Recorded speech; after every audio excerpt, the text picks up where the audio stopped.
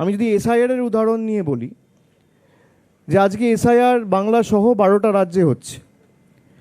এই এসআইআর এর পদ্ধতিগত যে ত্রুটিগুলো রয়েছে, এগুলো নিয়ে যদি কেউ সরব হয়ে থাকে, একমাত্র তৃণমূল হয়েছে। গায়ের জোরে মানুষকে লাইনে দাঁড় করিয়ে জীবিত মানুষের নাম গায়ের জোরে কেটে দেওয়া, বাংলার ক্ষেত্রে নিয়ম আলাদা, বিহারের ক্ষেত্রে নিয়ম আলাদা, এই দ্বিচারিতা তো হতে পারে না। এর বিরুদ্ধে তৃণমূল কংগ্রেস যেভাবে কোর্টে, মাঠে, পার্লামেন্টের ভিতরে বাইরে লড়াই করেছে, সিপিএমও তো একটা রাজ্যে ক্ষমতায় রয়েছে, সিপিএমের এখানে অনেক নেতা রয়েছে, তাদের তো কেউ বারণ করেনি। আমাদের হাত শক্তিশালী করতে বলছি না, আপনারা পৃথকভাবে লড়ুন। কেরালায় তো তৃণমূল নেই, কেরালায় তো সিপিএম আছে, সেখানে সিপিএম নেতাদের ভূমিকা কি? আজকে যারা লেফট আইডিওলজি, বামপন্থার আদর্শ নিয়ে কথা বলে, নিজেদের বামপন্থী বলে দাবি করে, সিপিএমের আইডিওলজিটা কি? কোন আইডিওলজি বা কোন আদর্শের ভিত্তিতে বা বেসিসে আপনার পার্টির কোন আইডিওলজি আপনাকে সুযোগ দেয় বা আপনাকে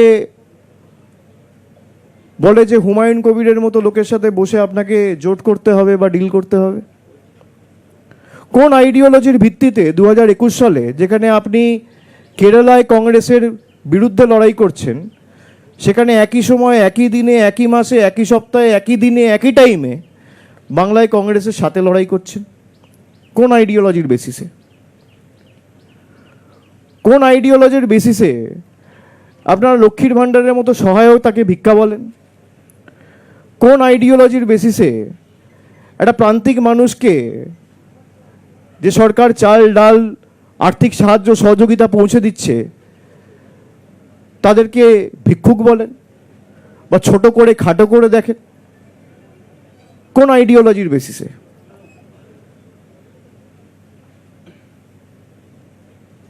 সিপিএমের আইডিওলজি কি? অনেকে জিজ্ঞেস করে তৃণমূলের আইডিওলজি কি? আমাদের আইডিওলজি ওয়েলফেয়ারিজম। একটা প্রান্তিক মানুষকে সহযোগিতা, সাহায্যের হাত বাড়িয়ে দেওয়া, গ্রামের একদম প্রান্তিক এলাকায় যে দাঁড়িয়ে আছে, সেও যেন পরিষেবা থেকে বঞ্চিত না হয়। মমতা ব্যানার্জি অপরাধ করেছেন, আমাদের সরকার অপরাধ করেছেন লক্ষ্মীর ভাণ্ডার দিয়ে, রাজ্যটাকে নাকি দেউলিয়া করে দিয়েছে। 34 বছর যারা ক্ষমতায় ছিল, ঋণের পরিসংখ্যান ছিল 2,04,000 কোটি টাকা। কাউকে তো ভাতাও দেননি, 2টো মাল্টি সুপার স্পেশালিটি হাসপাতাল করেননি, 4টে বিশ্ববিদ্যালয় করেননি। কোন আইডিওলজির বেসিসে আপনি কম্পিউটার বন্ধ করেন? আইডিওলজিটা কি আমি জানতে চাইছি। আমার আইডিওলজি, আমাদের দলের আইডিওলজি আমাদের বলে যে কোনো মানুষকে পরিষেবা পৌঁছে দেওয়া, আর্থিক সাহায্য হোক, যেটুকু আমাদের সামর্থ্য রয়েছে, সীমাবদ্ধ ক্ষমতা রয়েছে, তার বেসিসে যতটুকু আমরা পারবো আমরা মানুষের পাশে দাঁড়াবো। মমতা ব্যানার্জি সরকার দাঁড়িয়েছে, অর্থ সরাসরি মানুষের হাতে পৌঁছে দিয়েছে। আপনাদের গাত্রদাহ কেন? গায়ে জ্বালা কেন? আমি 2 দিন ধরে সংবাদ মাধ্যম দেখছি, সেখানে প্রতিকূলকে বলা হচ্ছে তৃণমূলের সাথে ডিল করেছে। ডিলটা কি? ডিল, তিনি বিধানসভা নির্বাচনের টিকিট পাচ্ছেন। প্রতিকূল আমাকে নিজে এসে বলছে, দাদা দল যদি আমাকে টিকিট দেয়ও আমি টিকিট নেব না। আপনি একটা ছেলেকে জানেন না, আপনার সাথে যে এতদিন ধরে দল করলো, তাকে আপনি চেনেনই না। আপনি তাকে আগেই ঘোষণা করে দিলেন যে সে বেঈমান, সে গদ্দার। তার কারণ আপনার কাছে সে বশ্যতা স্বীকার করেনি, আপনার হ্যাঁতে হ্যাঁ মেলায়নি, আপনার স্তাবকে পরিণত হয়নি। খুব গায়ে জ্বালা, সেলিম বাবুদের তৃণমূলের সাথে ডিল হয়েছে। সংবাদ মাধ্যমে স্নো পাউডার মেখে ঘুরে বেড়ানো নেতা বলে দিচ্ছে তৃণমূলের সাথে সেটেলমেন্ট হয়ে গেছে। আমি এটা সংবাদ মাধ্যমে বলতাম না, কিন্তু আমি যদি এটা না বলি, মানে আমার এটা বিবেকে লাগবে যে আমি কিছু বলার আগে ও এসে আমাকে বলছে যে আমি বিধানসভা নির্বাচনে দাদা কোনো টিকিটের জন্য আসিনি, আমি দল টিকিট দিলেও নেবো না, আমি সংগঠনে কাজ করব। আজকালকার দিনে কজনকে পাওয়া যাবে যার রাজনীতিতে কোনো চাওয়া পাওয়া নেই? রাজনৈতিক কর্মী সমর্থক প্রত্যেক দলেরই থাকে, কিন্তু ভালো কর্মী আপনি কোথায় পাবেন? তৃণমূলেও যেমন ভালো খারাপ আছে, বিজেপিতেও ভালো খারাপ আছে, সিপিএমও আছে, সব দলেই থাকে। যাদের চাওয়া পাওয়ার কিছু নেই, মানুষের জন্য নিঃস্বার্থে কাজ করতে চায়, মানুষের জন্য সর্বক্ষণের কর্মী হয়ে কাজ করতে চায়, এর জন্য কারোর রবার স্ট্যাম্পের প্রয়োজন হয় না। সিপিএম এর জোনাল কমিটি, লোকাল কমিটি আর আলিমুদ্দিনে বসে থাকা নেতারা আমার সার্টিফিকেট দেবে, তারপর আমাকে বামপন্থী হিসেবে গণ্য করা হবে, এ তো একই জিনিস। আমরা বলি আমরা স্বামী বিবেকানন্দর হিন্দু ধর্মে বিশ্বাস করি, যোগী আদিত্যনাথের হিন্দু ধর্মে বিশ্বাস করি না। মমতা বন্দ্যোপাধ্যায়কে মহেশ্বতা দেবীর মতো একজন লেখক, তিনি প্রকাশ্যে বলেছিলেন, আমার এখনো মনে আছে, খুব সম্ভবত উলুবেড়িয়ার একটা সভা থেকে, যে মমতার বয়স বাড়ছে, এনার্জিও বাড়ছে। আমার এখনো মনে আছে। মহেশ্বতা দেবীর মতাদর্শ কি ছিল? অমর্ত্য সেনের মতাদর্শ কি? অমর্ত্য সেন বলছেন দেশের যোগ্য প্রধানমন্ত্রীর পদপ্রার্থী হচ্ছে মমতা বন্দ্যোপাধ্যায়। আমি বলছি না, আপনারা আমাকে মিসকোট করবেন না, অমর্ত্য সেন বলছেন। তার আইডিওলজি কি? তিনি বামপন্থী নয়? যাকে অমর্ত্য সেন, মহেশ্বতা দেবীর মতো ব্যক্তিত্বরা স্ট্যাম্প দিয়েছে, তাকে মোহাম্মদ সেলিমের স্ট্যাম্পের জন্য অপেক্ষা করতে হয় না। যারা তৃণমূলের আইডিওলজি নিয়ে কটূক্তি করে, ব্যঙ্গ বিদ্রুপ করে, সে তৃণমূল দলটার কোনো আইডিওলজি নেই। আমার আইডিওলজি ওয়েলফেয়ারিজম। একটা গ্রামে যদি আগুন লাগে, কাউকে পান না পান, ফায়ার ব্রিগেডে প্রথম ফোনটা করবে তৃণমূলের সেই পঞ্চায়েতের নেতা বা কর্মী। এটাই আমার আইডিওলজি। কারোর বাড়িতে কোনো বয়স্ক মানুষ যদি কোনো ব্যাধিতে আক্রান্ত হয়ে রাত্রিবেলা অ্যাম্বুলেন্সের প্রয়োজন হয়, অ্যাম্বুলেন্সটা ডাকবে যে সে তৃণমূলের কর্মী বা নেতা। এটাই আমার আইডিওলজি।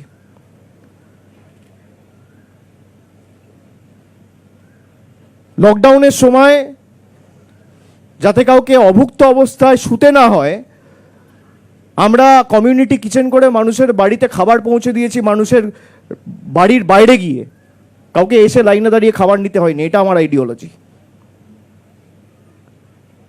নারী ক্ষমতায়নের কথা অনেকে বলেছে, মানুষকে সে নারী ক্ষমতায়নের মডেলকে বাস্তবায়িত করেছেন মমতা বন্দ্যোপাধ্যায়। 1500 টাকা করে লক্ষ্মীর ভাণ্ডার মহিলাদের ব্যাংক অ্যাকাউন্টে সরাসরি ডিবিটি করে, এটা আমার আইডিওলজি। যুবশ্রী করেছেন তিনি। আমরা তো জিজ্ঞেস করছি না কে বিজেপি করে, কে সিপিএম করে। যারা মাধ্যমিক পাশ করেছেন কিন্তু এখনো চাকরি পাননি, তাদেরকে সাহায্য করে সহযোগিতার হাত বাড়িয়ে দিয়েছে আমাদের সরকার, তার যাতে অসুবিধা না হয়। সে বলছে অনেকে বলছে 1500 টাকায় কিছু হয় না। আমি মানি 1500 টাকায় কিছু হয় না, কিন্তু তাকে যদি আগামী দিন 5টা জায়গায় ইন্টারভিউ দিতে হয়, তার মায়ের কাছে হাত পাততে হবে না, এই 1500 টাকা করে গাড়ি ভাড়া দিয়ে সে নিজের ইন্টারভিউটা নিজে দিতে পারবে। এটা আমার আইডিওলজি।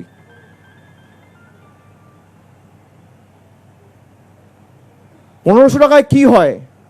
1500 টাকায় হয়তো কিছু হয় না, কিন্তু 5 বছরের জন্য তাকে 1500 টাকা করে দেওয়া, বছরে 18,000 টাকা, 5 বছরে 90,000 টাকা। যারা বলছে তারা 9,000 টাকা দিয়েছে, 900 টাকা দিয়েছে, 90 টাকা দিয়েছে মানুষকে। এই 2,04,000 কোটি টাকা ঋণের হিসাব কোথায়? আপনি মমতা বন্দ্যোপাধ্যায় সরকারের আমলে একাধিক উন্নয়নমূলক প্রকল্প, পরিকাঠামোগত উন্নয়ন, রাস্তাঘাট, আলো, জলের প্রকল্প, ইলেকট্রিফিকেশন, গ্রামে গ্রামে বিদ্যুৎ পরিষেবা, এগুলো তো দেখেছেন। সিপিএম আমলে হয়েছে কি?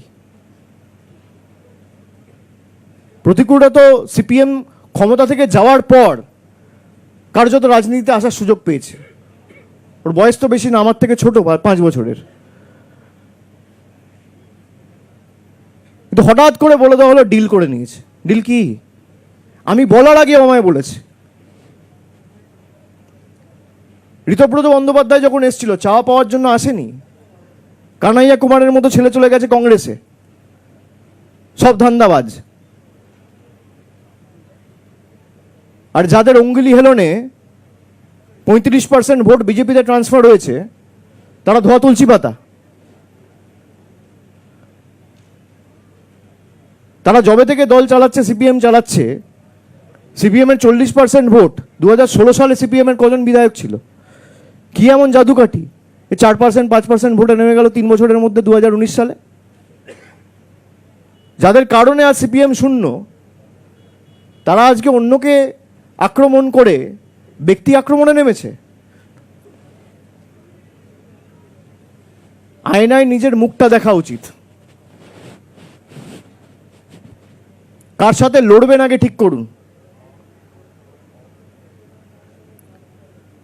যারা বিজেপির কথায় উঠছে বসছে, বিজেপির থেকে টাকা নিয়ে বাংলায় আগুন জ্বালানোর চেষ্টা করছে, তাদের সাথে রথের অন্ধকারে মিটিং। 2021 সালে একই জিনিস করেছিল, 2026-এও একই জিনিস। এত বড় রেজিমেন্টেড পার্টি, কখনো আব্বাস সিদ্দিকী, কখনো নৌশাদ সিদ্দিকী, কখনো হুমায়ুন কবির, লজ্জা লাগে না? আপনারা তৃণমূলের আইডিওলজি নিয়ে ব্যঙ্গ বিদ্রুপ করেন।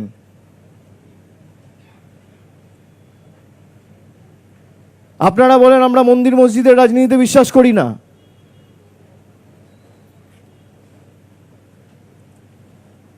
যারা এই বড় বড় কথা বলে, প্রশ্ন করে, অন্যকে ব্যঙ্গ বিদ্রুপ করে, ছোট করে, খাটো করে দেখায়, তাদেরকে বলবো আয়নায় মুখ দেখুন। আর অন্য দলেরও যারা, অনেক তরুণ প্রজন্মের প্রতিনিধিরা যারা এক বুক আশা, আকাঙ্ক্ষা, স্বপ্ন নিয়ে রাজনীতিতে এসছেন, তাদেরকে বলবো তৃণমূলে আসুন। যতদিন আমি আছি, কতদিন আমি রাজনীতি করব আমি জানি না। আর সে কি মানে? আমি তো দলে একটা ঊর্ধ্বসীমার কথা বলেছি। I have to lead by example. মানুষ যতদিন বাঁচবে সে তো রাজনীতি করে না, তাকে তো অন্য কিছু করতে হতে পারে।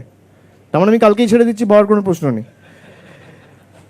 কিন্তু যতদিন আমি আছি, মানুষ কতদিন বেঁচে আছে, কাল কি হবে, পরশু কি হবে, তো ভগবানের হাতে। আপনারা কেউই বলতে পারবেন না, আমিও বলতে পারবো না। আমি অন্তত সুযোগ করে দেবো আমার যতটুকু সামর্থ্য রয়েছে। এবং আমাদের দলনেত্রী বারে বারে আগামী প্রজন্মকে সরাসরি রাজনীতিতে এসে কাজ করার আহ্বান জানিয়েছে, তিনি সুযোগ করে দিয়েছেন। আপনারা দেখেছেন তৃণমূল যুব কংগ্রেসের দায়িত্বে থাকা সায়নী ঘোষকে তৃণমূল কংগ্রেস সুযোগ দিয়ে পার্লামেন্টে পাঠিয়েছে। একাধিক যুব সমাজের প্রতিনিধি। আমি যখন 14 সালে গেছি তখন আমার বয়স কার্যত 26 বছর, 12 বছর আগে। তো অনেককে সুযোগ দিয়েছে। দেবাংশুর মতো ছেলেকে আমরা গত ইলেকশনে তমলুক থেকে প্রার্থী করেছিলাম। 2016-তেও 2021-এও একাধিক যুব সমাজের প্রতিনিধি। নতুন পুরনো সংমিশ্রণেই একটা দল সমৃদ্ধশালী হয়ে ওঠে। তো আমি সকলকে আহ্বান করব যে আসুন, সবাই মিলে যদি সমাজকে আরও শক্তিশালী করতে হয় এবং বিজেপির এই সাম্প্রদায়িক উস্কানি এবং বৈষম্যবাদী এবং বিভাজনের রাজনীতি থেকে যদি মুক্তি দিতে হয়, বাংলায় যেভাবে মমতা বন্দ্যোপাধ্যায় লড়াই করেছে, ভারতবর্ষের কাছে মডেল। গতকাল তো আপনারা দেখেছেন এসআইআর নিয়ে সুপ্রিম কোর্ট যে রায় দিয়েছে, কোথাও তো ভাই ইলেকশন কমিশন আর সিইওর উপর অনাস্থা রয়েছে, সেই জন্য জুডিশিয়াল অফিসারদের অ্যাপয়েন্ট করার কথা বলা হয়েছে। নাহলে করবে কেন? অন্য জায়গাতেও হচ্ছে। আমরা এই কারণে বলেছিলাম যে এই হঠকারী সিদ্ধান্তের বিরুদ্ধে আমরা। আজকে আপনাকে তো পেছোতেই হচ্ছে। 14 তারিখ লিস্ট বেরোনোর কথা ছিল, এখন বলছে 28 তারিখ বেরোবে। কালকে বলেছে 28 তারিখ কিছু বেরোবে, যেগুলো বেরোতে পারবে না 28 তারিখ সেগুলো পরবর্তীকালে বেরোবে কেস ক্লিয়ার হওয়ার পরে। তো সময় তো লাগছে। আপনি বলেছিলেন 2 মাসে করবো, নেই করতে করতে 4 মাস লেগে গেল। এটাই যদি 2 বছর ধরে করতেন কোনো অসুবিধা ছিল না, কেউ বারণ করেনি। সময় নিয়ে আপনি করুন। বাকি আপনাদের কারোর প্রশ্ন থাকলে বা প্রতিকূলকে যদি কিছু প্রশ্ন করতে চান।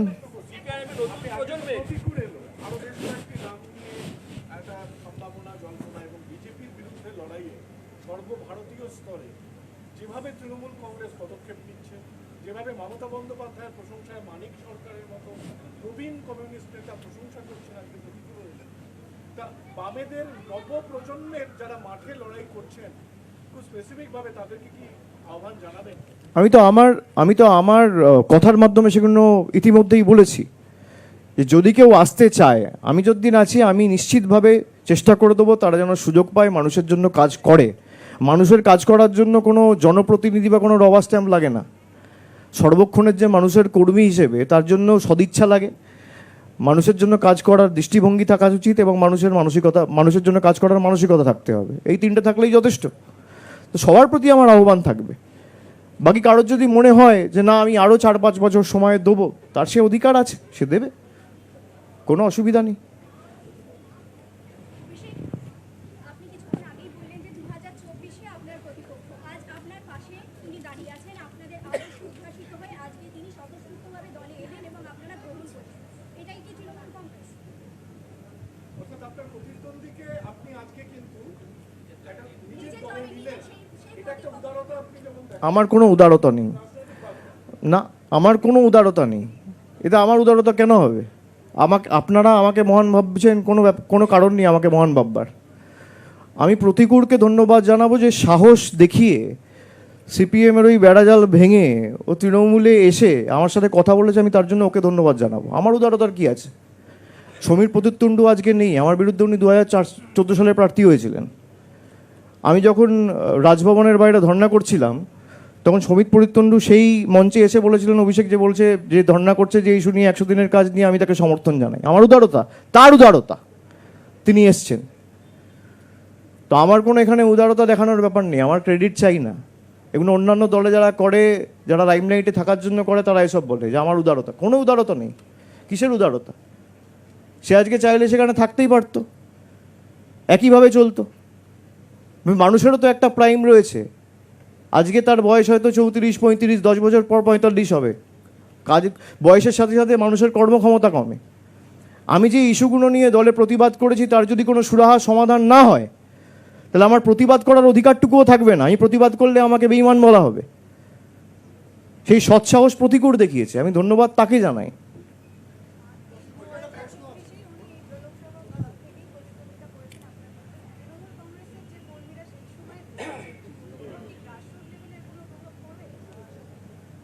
আপনি ঘুরে চিহ্নিত করুন, যদি কোথাও পড়ে আমাকে জানাবেন, আমি হাত জোর করে তার কাছে ক্ষমা চেয়ে নেব। সাংবাদিকতা তো আপনাদের কাজ, এবং সাংবাদিকরা সমাজের চোখ এবং কান। আপনারা যান বিস্তীর্ণ এলাকায়, বুথে গিয়ে একটু খোঁজ খবর নিন। যদি কেউ বলে যে না প্রতিকূলের তৃণমূলে যোগদান আমরা ভালো চোখে দেখছি না, আমি ফোন করে ভিডিও কলে বা তার বাড়ি গিয়ে তার থেকে ক্ষমা চেয়ে নেব। ঠিক আছে?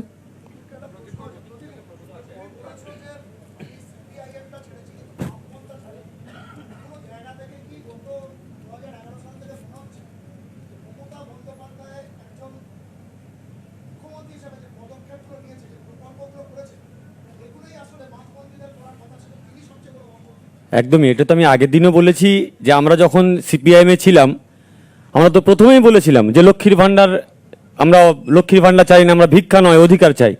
তো পরে তো দল বলল ভাই ভিক্ষা নয়, এটা কথাটা বলা ঠিক হবে না, এটা মানুষের মধ্যে রিয়াকশন আছে, আরও ভোট কমে যাচ্ছে। তো পরে গিয়ে আমরা বললাম ভাতা বাড়াতে হবে, আমরা টাকা বেশি করে দেবো। মানে পরোক্ষভাবে তো তৃণমূল কংগ্রেসের স্কিমের কথা বা তৃণমূল কংগ্রেসের প্রকল্পের কথা আমরা স্বীকার করে নিলাম, আমরা বেটার করবার কথা বলেছিলাম। তো ফলে অবশ্যই সেই প্রশ্ন তো আপনি নিজেই উত্তর দিয়ে দিলেন। আপনার নীতি নৈতিকতা নিয়ে প্রশ্ন উঠছে সোশ্যাল মিডিয়ায়, বাম কর্মী সমর্থকরা সেই প্রশ্ন তুলছে যে এত নীতি নৈতিকতার কথা বলতেন, এখন কেন তৃণমূলে গেলেন? আমার নীতি নৈতিকতা বিজেপিকে আটকাবো, ফ্যাসিস্ট শক্তিকে আটকাবো, সেই নীতি। এই যে বলছে না ডিল হয়েছে, হ্যাঁ ডিল হয়েছে। বিজেপিকে পশ্চিমবঙ্গের মাটিতে আটকাবো, বিজেপিকে ঢুকতে দেবো না, এইটাই ডিল হয়েছে আমার। এবং যারা নীতি নৈতিকতা বলছে, প্রতিকুর রহমানকে বলতে পারে, আরে আমরা তো যখন সিপিআইএমে ছিলাম তৃণমূলকে বিজেপি অনেক রটিয়েছি। তৃণমূল সেটা ভুল প্রমাণ করার জন্য অভিষেক ব্যানার্জি, মমতা ব্যানার্জি সুপ্রিম কোর্টে গেলেন। আর প্রতিদিন তৃণমূল কংগ্রেস সিপিআইএমকে বলছে বিজেপির বি টিম, তোমার ভোট ট্রান্সফার করেছো, সেটা প্রমাণ করার জন্য মোহাম্মদ সেলিম হুমায়ুনের সঙ্গে বসলেন। সেটা প্রমাণ করার জন্য মোহাম্মদ সেলিম ওয়েলফেয়ার পার্টির নেতাদের নিয়ে এসে আলিমুদ্দিনে মিটিং করলেন। সেটা প্রমাণ করার জন্য এসডিপিআইয়ের মতো প্রকাশ্য সভাতে সিপিএমের প্রতিনিধি পাঠাচ্ছেন। তো ফলে পরিষ্কার হয়ে গেছে কে কোন ডিল করেছে।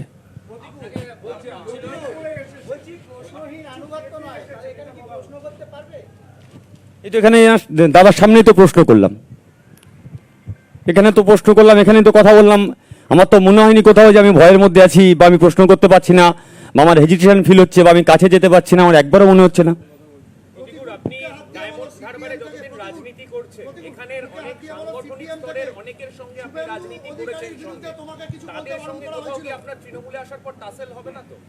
একদমই টাসেল হবে না। আরে লড়াই তো রাজনীতির লড়াই। এই যে গতকাল থেকে বললো যারা তোমার মেরেছিল তুমি তাদের সঙ্গে গেছো, গতকাল থেকে ফেসবুকে ডটাচ্ছে। যারা আমাকে বলছে, আমি তাদের কাছে প্রশ্ন করবো, আমি মার খেয়েছিলাম কাদের জন্য? আমি তো মার খেয়েছিলাম তোমাদের জন্য। তোমরা তো আমাকে ঠেলে দূরে সরিয়ে দিয়েছো, আমি তো থাকতে চেয়েছিলাম।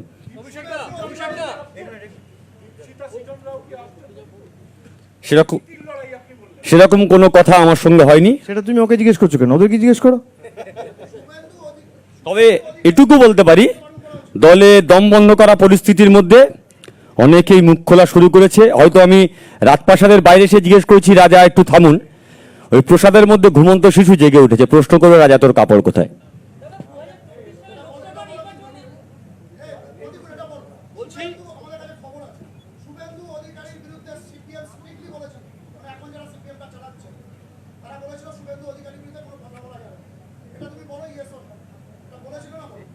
আচ্ছা, আজকের শুভেন্দু অধিকারী গতকালকে কি বললেন? সেলিম সাহেবের সঙ্গে প্রতিকূটের তুলনা হয়? দুদিন আগে সেলিম সাহেবকে আক্রমণ করলেন, এখন বলছে সেলিম সাহেবকে আক্রমণ করলে হয়? তো ফলে আমি কি উত্তর দেবো? উত্তর তো শুভেন্দু নিজেই দিয়ে দিয়েছেন।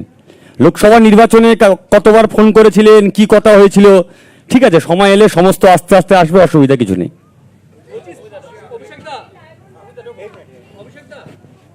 সৃজন আর দীপশিখ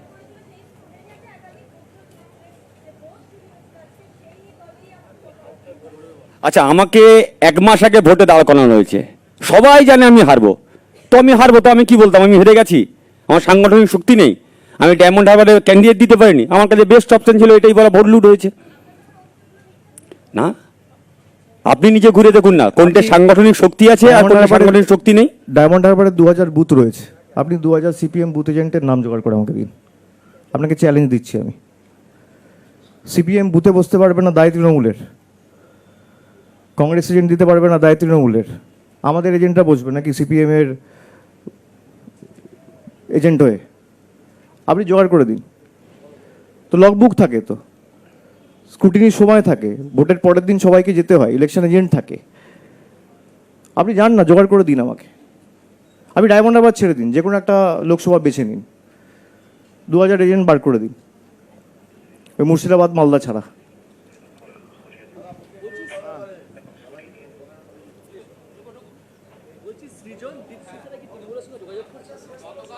আমি তো বললাম সেটা ওদেরকে জিজ্ঞেস করো।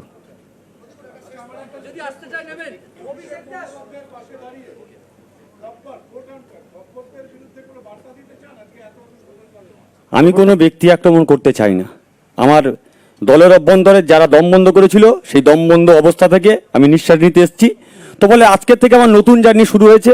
তো সেইখান থেকে যা লড়াই হবে, রাজনৈতিকভাবেই লড়াই হবে, ব্যক্তিগত আক্রমণ আমি করতে চাই না। গতকাল মোহাম্মদ সেলিম তিনি বলছিলেন যে সন্তান হারার মতন অবস্থা তার এখন হচ্ছে, কি বলবেন আপনার প্রতিক্রিয়া?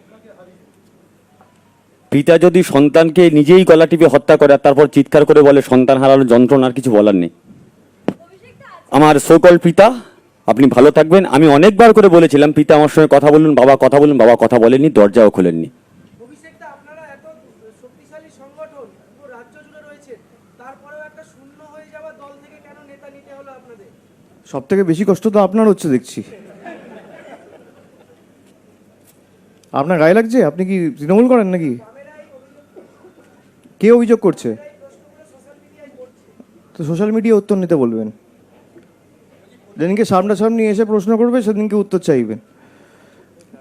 যদি কেউ আসতে চায় তৃণমূলে, ভালো লোকেরা, আমি সুযোগ দেবো না? তরুণ প্রজন্মের কোনো প্রতিনিধি আসতে চাইলে আমি সুযোগ দেবো না তাদেরকে দলে ঢুকে মানুষের জন্য কাজ করার? এত গায়ে জ্বালা কেন? আর আপনাদের এত গায়ে লাগছে কেন দু চারজনের? সোশ্যাল মিডিয়ায় প্রশ্ন করছে, সোশ্যাল মিডিয়া না করে ঝান্ডাটা নিয়ে রাস্তায় নামুন।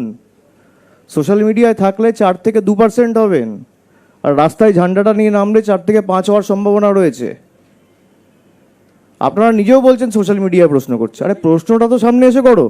বলছি পরশুদিন বিষ্ণুপ্রসাদ শর্মা তিনি তৃণমূলে যোগ দিলেন, আজকে অনন্ত মহারাজকে দেখা গেল মুখ্যমন্ত্রীর মঞ্চে।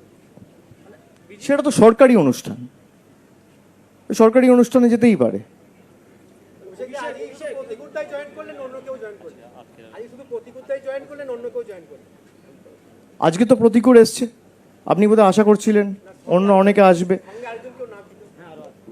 প্রতিকূলের সাথে কিছু তার সতীর্থ সহকর্মীরা এসছে। হ্যাঁ নিশ্চয়ই, তার সাথে যারা এসছিল তারাও এসছে।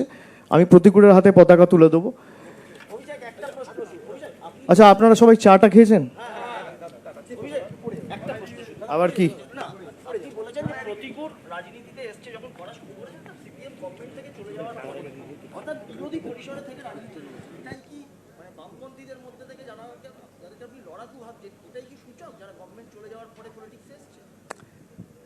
দেখুন, আমরা বিগত দিনে যাদেরকে দেখেছি সামনে মাঠে ময়দানে লড়াই করছে, আমি বলেছি প্রতিকূল তাদের মধ্যে অন্যতম। কিন্তু তাদের মধ্যেও ভালো খারাপ রয়েছে, তাদের দলের অভ্যন্তরীণ কি বিষয় আমি তো বলতে পারবো না। কিন্তু যদি কারোর মনে হয় যে এই দলে আমি 10 বছর 12 বছর কাটিয়েছি এবং আমার দাবি বা আমার কথাগুলোকে মান্যতা দেওয়া হচ্ছে না বা সাজেশনগুলো কনসিডার করা হচ্ছে না, তার যদি মনে হয় যে সিপিএম একটা ব্যক্তির দ্বারা তাদের স্বার্থ চরিতার্থ করার জন্য দলটাকে লাটে ওঠানো হচ্ছে, আমি তাদের কাছে আহ্বান জানাবো যে তারা সেই দল ছেড়ে সময় নষ্ট না করে মানুষের জন্য কাজ করে। এবং তৃণমূল বলে না, তাদের যদি মনে হয় অন্য দলে যাওয়ার, তারা যেতে পারে, সেই সুযোগও তাদের কাছে আছে। আমি যেহেতু একটা দলে রয়েছি এবং আমি দলের সাধারণ সম্পাদক, আমি এই দলের সাংসদ, আমার এটা অধিকার যে আমার দলে আমি চাইবো তারা আসুক এবং মানুষের জন্য কাজ করার সুযোগ পাক। কিন্তু যে কজন মাঠে ময়দানে লড়াই করেছে বা চাওয়া পাওয়ার রাজনীতি যারা করেনি, যাদের রাজনীতি থেকে পাওয়ার কিছু নেই, যাদের কোনো স্বার্থ নেই, যারা স্বার্থ সিদ্ধির জন্য রাজনীতিতে আসেনি, তাদের মধ্যে আমি মনে করি প্রতিকূল অন্যতম।